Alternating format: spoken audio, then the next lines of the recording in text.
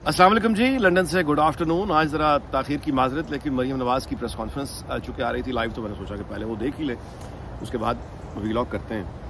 तो बात भी वहीं से शुरू करते हैं, लेकिन मरीम नवाज़ की प्रेस कॉन्फ्रेंस पर भी मैं आता हूँ, लेकिन उससे पहले कल नवाज़ शरीफ का जो ट्वीट था वहाँ से मैं आपको लेके चलता हूँ कि वो एक ट्वीट, एक बयान नवाज़ शरीफ ने जो कल जारी किया, वो फ़र्क बता देता है कि यानी मक़तदरा या कोई और इदारा जो अपने काम से हटकर पॉलिटिकल इशू को एड्रेस करने की कोशिश करता है, उसके मुकाबले में जब एक पॉलिटिशियन खड़ा होकर अपने पॉलिटिकल यानी आप कहिए एनवायरनमेंट में या गैलेक्सी में या स्पेक्ट्रम में जब बात करता है, तो उसका इफेक्ट क्या होता है, फ़र्क बता रहा हूँ। यानी कि वो खूरेजी का जो ट्वीट उसने किया था यानी इमरान खान ने कल, सीधी सीधी धमकी, खूनी इनकलाब, खूरेजी, बर्बादी, लाशें, जनाजे, उसका इशारा साफ जब इमरान खान ने किया, और जाहिर है कि वो एक एनवायरनमेंट सारा बोझल हो गया, एक खौफनाक बात है ये। तो उस पर नवाज शरीफ ने ट्वीट किया, और वो ट्वीट का लबो लहजा और बयान, वो उसका लुबे लबाब ये था कि इसको तो फेस सेविंग नहीं देनी, ये तो किसी काबिल नहीं है, खूरेजी छोड़ें, बड़ी दूर की बात है, इसको फेस सेविंग नहीं देनी, किस तरह की नरमी नहीं करनी, जिससे रीअश्योरेंस आई कि ऐसा नहीं है कि ये इमरान खान अकेला दंदनाता फिर रहा है, इसको रोकने वाला कोई नहीं है।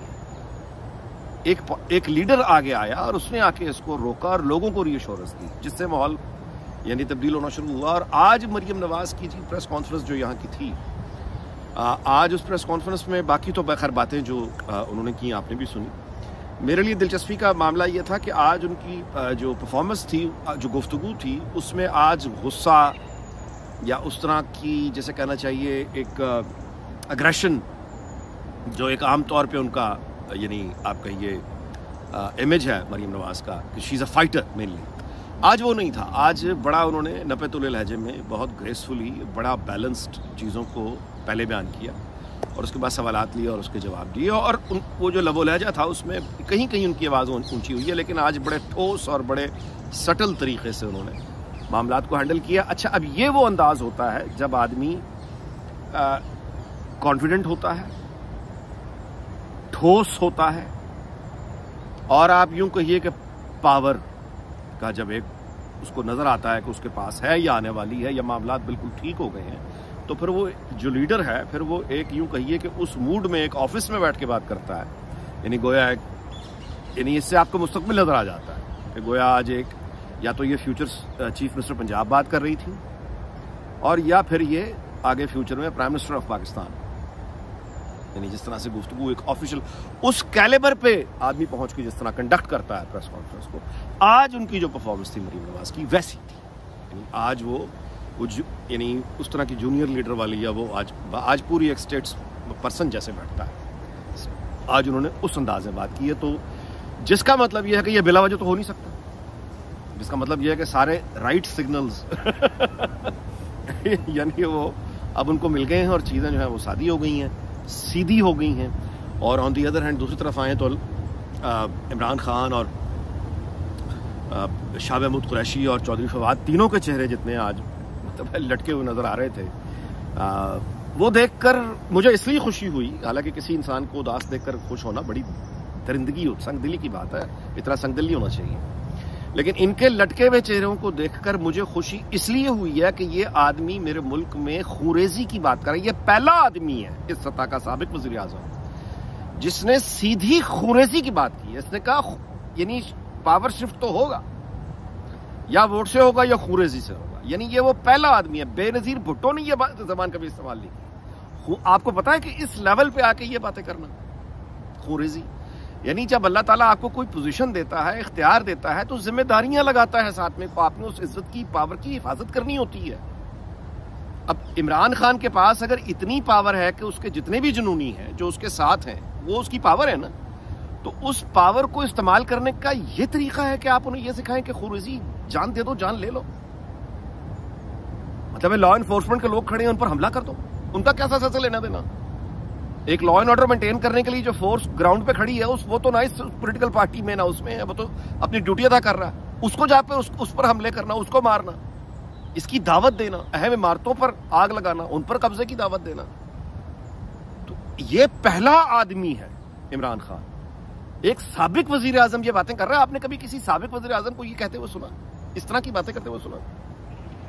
تو اس لیے اس کے لٹکے ہوئے چہرے کو دیکھ کر خوشی ہوئی, ان کے مایوس چہروں کو دیکھ کر خوشی ہوئی کہ ان کا خونی فساد کا جو ارادہ ہے وہ مطلب ٹائی فش ہو. مذاکرات کی افواہیں, فلاں افواہیں. اچھا, ساتھ میں ایک ہی سانس میں تنقید کر رہا ہوتا ہے جن لوگوں پر, اسی سانس میں ان کی تعریف بھی کر رہا ہوتا ہے. یعنی ایک ہی وقت میں وہ اچھے ہیں, ایک ہی وقت میں وہ برے ہیں. اور چور اتنا بڑا ہے کہ مریم نواز نے آج بتایا کہ ایک اور زیور پکڑا گیا, 2 کروڑ روپے اس نے جمع کرایا. یعنی یہ اس کے علاوہ ہے جو ابھی تک ڈیبیٹ میں رہا. یہ ایک نیا زیور انٹروڈیوس ہوا آج جو 22 کروڑ میں اس نے دبئی میں بیچا ہے. یار ویسے بڑی کو گھٹیا پن ہے, میں آپ سے گزارش کروں, بہت ہی گھٹیا پن ہے. ایک تحفہ ملا ہے اور ایک دوسرے ملک کا یعنی آفیشل آپ کو تحفہ دے رہا, آپ اس کی یار پیمنٹ کرا کے. اس سے پہلے تو جو گھٹیا باتیں ہم سنتے رہے ہیں وہ گھٹیا باتیں یہ ہیں کہ کسی نے, شوکت عزیز نے مثال کے طور پہ, یہ اس نے بہت کیا, توشہ خانے میں معمولی رقم جمع کروا کے وہ گھر لے گیا اپنے ساتھ. بیچا اس نے بھی نہیں بیچا نہیں, ساتھ لے گیا. یعنی یہ تو سنا ہے, لیکن یہ کہ لے کے پیسے ہی پکڑ لینے سیدھے سیدھے, یہ بہت اس نے گھٹیا حرکت کی. بہرحال جی, اینی وے, اب ذرا آ جائیں پاکستان کی طرف, اصل مسائل کی طرف. یہ چسکا بازی چھوڑیں, اصل چیز. ایک تو پھر سے استاد محترم جناب نصرت جاوید صاحب نے پھر سے توجہ دلائی ہے کہ یونائٹڈ نیشنز کی ایک رپورٹ جو سامنے کی ہے کہ کتنے بچے ہیں, 90,000 غالباً اگر میں غلط نہیں ہوں, 90,000 بچے ہیں جو اسکول سے مطلب ہے باہر ہیں, اور 3 کروڑ بتا رہے تھے کہ 30 لاکھ کے قریب وہ لوگ ہیں جو ابھی تک ڈسپلیسڈ ہیں. ان کے پاس کوئی ابھی تک زندگی گزارنے کا کوئی ٹھوس طریقہ نارمل شروع نہیں ہوا. تو یہ ہے اصل چیلنج. ادھر آئیں. دوسری جانب ہمیں علم ہونا چاہیے کہ پاکستان میں ہر روز قریب 18,000 نئے بچے پیدا ہوتے ہیں. 24 گھنٹوں میں 18,000 بچے پیدا ہو رہے ہیں پاکستان میں. اس کا مطلب یہ ہے کہ ایک سال میں یہ تعداد کوئی 65 لاکھ چلی جاتی ہے, 6.5 ملین. یعنی 65 سے 70 لاکھ بچہ ہے جو ہر سال ہم آبادی میں اضافہ کر رہے ہیں, پاکستان کی آبادی میں جو اضافہ کر رہے ہیں. ڈنمارک کی آبادی اگر آپ دیکھیں پورے ملک کی شاید 5.3 ملین ہے. سوئٹزرلینڈ شاید کوئی 8 ملین ہے. ناروے کوئی 5.8 ملین ہے. ڈنمارک 5.3 ہے. مطلب ہے کہ ڈنمارک یا ناروے کی جو ٹوٹل آبادی ہے اس ٹوٹل آبادی سے بھی زیادہ ہر سال ہم پاکستان کی آبادی میں اضافہ کر رہے ہیں. ایک نیا ڈنمارک, ایک نیا ناروے ہم آبادی میں ڈال رہے ہیں ہر سال, زیادہ ان کی ٹوٹل آبادی سے زیادہ, تقریباً سوئٹزرلینڈ کے قریب ہر سال. اچھا, اب 18,000 بچہ میرے بھائی جس ملک میں ہر روز پیدا ہو رہا ہے, تو ان کے لیے 18,000 کے لیے کتنے پرائمری اسکول چاہیے جو روزانہ کی بنیاد پر بنانے ہیں؟ 18,000 بچہ پیدا ہو رہا ہے نا, تو ایک اسکول میں آپ زیادہ سے زیادہ ہیلدی اسکول اگر ہوگا تو کتنے بچے آپ ایک اسکول میں, مطلب رقبہ خیر بڑا ہوگا تو زیادہ بھی ہو سکتے ہیں, لیکن چلے میں کہتا ہوں جی بہت ہی آپ مطلب کہیں کہ سکویز بھی کر دیں تو 500 بچے 600 بچے اسکول میں, تو 18,000 بچوں کا مطلب ہے 26 پرائمری اسکول کیا روزانہ بن رہے ہیں؟ مطلب ہے سیکنڈری اسکولز بن رہے ہیں کیا؟ اکانومی اس حساب سے گرو کر رہی ہے؟ سلیبس کا مسئلہ ہم حل کر چکے ہیں. یہ ہے ایشوز ہمارے.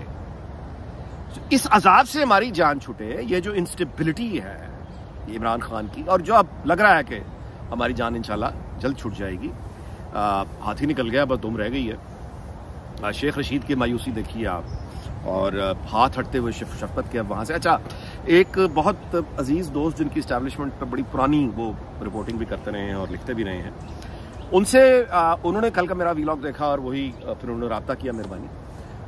انہوں نے مجھے کہا کہ میں اس بات کو سمجھوں, تو میں آپ سے بھی گزارش کر دیتا ہوں. وہ یہ ہے کہ عمران خان کے ساتھ جو غیر معمولی شفقت کا مظاہرہ کیا گیا ہے, لاڈلے پن کا, اور اب تک اس کو برداشت کیا جا رہا ہے, یہ اس کے بارے میں ان کا یہ کہنا تھا, جنہوں نے مجھے فون کیا, ان کا یہ کہنا تھا کہ یہ اس کو ایک بہت انٹیلیجنٹ موو سمجھو. یہ جو کر رہے ہیں, اس کو برداشت کر رہے ہیں, یہ بڑے صبر کے ساتھ برداشت کر رہے ہیں. اس کی وجہ یہ ہے کہ یہ سوشل میڈیا کا زمانہ ہے, اور یقیناً اس کو بہت آؤٹ آف پرپورشن یہ اس کا سائز ہو گیا تھا. لیکن ایک ایک چیز اس کی لکھی ہوئی ہے, ایک ایک چیلنج اس کا بالکل موجود ہے, اور اپنے وقت کا انتظام, اپنے وقت کا انتظار, یعنی پوری دنیا میں ویسا یہی ہوتا ہے. اسٹیبلشمنٹ جو ہے وہ اپنے وقت کا انتظار کرتی ہے ٹھنڈے، اور پھر وہ ٹائم آنے پر سٹرائک کرتی ہے۔ تو جس طرح کا عمران خان چاہ رہا تھا رد عمل آنا، وہ اس لیے نہیں دے رہے کہ اگر وہ رد عمل عمران خان کو وہ دے دیں گے، یعنی اگر فوراً گرفتار کریں گے، نظر بند کریں گے، سختی کریں گے، تو اس کی مدد کریں گے، اس کا جو فساد کا بیانیہ ہے وہ اور بھڑکے گا، وہ بڑھے گا۔ اس لیے اس کو چھوٹ دی ہوئی ہے کہ یہ جہاں جی جا کے جو اس نے کرنا ہے یہ کر لے، جتنا اس میں زور ہے یہ لگا لے، جتنی اس نے کلا بازیاں کھانی کھا لے، جتنے اس نے موت کے کنویں میں موٹر سائیکل چلانا ہے چلا لے، اوپر نیچے دائیں بائیں بندروں کی طرح مارتا رہے چلائیں۔ جب یہ تھک جائے گا، یہ اپنے زور سے تھکے گا، ساری قوم کے سامنے تھکے گا، تاکہ کسی کو یہ غلط فہمی نہ رہے کہ اس پر سختی ہوئی تھی جو کسی اور لیڈر جیسی نواز شریف پہ ہوئی، بی بی پر ہوئی، بھٹو پر ہوئی، اس وجہ سے اس کو کھلا چھوڑا ہوا ہے۔ لیکن اس کا مطلب یہ نہیں ہے کہ وہاں کوئی کچھ بھول گیا ہے۔ اب دیکھتے ہیں کہ عمران خان نے جو اینگری ینگ مین اس عمر میں پلے کیا ہے، یہ آگے جا کے اس پہ کتنا بھاری پڑے گا۔ آبویسلی میں کسی کی تکلیف یا کسی کی بھی تکلیف کو دیکھ کر خوش ہونا، یہ سیڈسٹک پاگل آدمی، مریض آدمی کا کام ہوتا ہے۔ کوئی بھی انسان کو اگر تکلیف میں دیکھ کر خوش ہے تو پھر وہ عمران خان ہی ہے۔ لہٰذا جو اللہ نہ کرے کہ میں کبھی اس طرح کے رویے کی چھاپ مجھ پر آئے۔ آپ کی بھی یہی کوشش ہونی چاہیے، ہم سب کی یہی کوشش ہوتی ہے۔ تو ایسا تو نہیں کہ اس کو کوئی مشکل میں دیکھ کر خوشی ہوگی، لیکن ایسا ضرور ہے کہ جو یہ خود بھی کہتا ہے، اس نے پوری لوگوں کو بھی ازبر کرایا ہے کہ طاقتور کے لیے قانون اور کمزور کے لیے قانون، اور یہ نہیں ہونا چاہیے۔ یہ بالکل ٹھیک بات ہے کہ چھوٹی چوری پر جیل، اور وہ توشہ خانے کی چوریاں، اور وہ پنجاب کی پوسٹنگ کی چوریاں، اور وہ بہت اچھا مریم نواز نے کہا کہ اسٹیبلشمنٹ، تم اب آ کے کہتے ہو مجھے تو اسٹیبلشمنٹ نے کہا تھا کہ یہ چور ہے، مجھے اسٹیبلشمنٹ نے کہا تھا یہ چور ہے۔